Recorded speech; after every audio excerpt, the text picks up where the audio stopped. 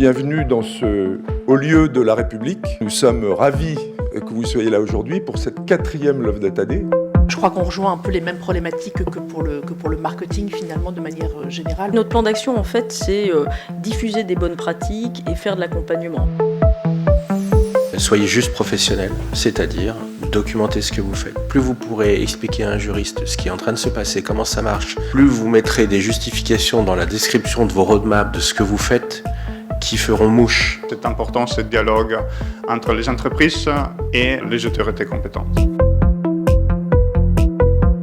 Il ne faut pas en fait en demander plus à l'IA qu'on en demande à l'humain. Anna Lambert est maîtresse de conférences en philosophie contemporaine à l'université Paris 8. Que pouvons-nous faire du point de vue de l'éducation pour précisément lutter contre ces effets potentiellement nocifs de ces IA génératives ?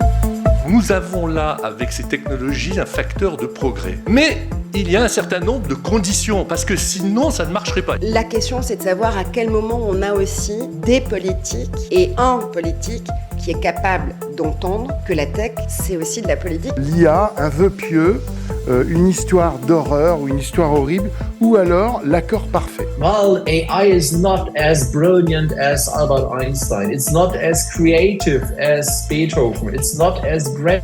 You can't use it for that.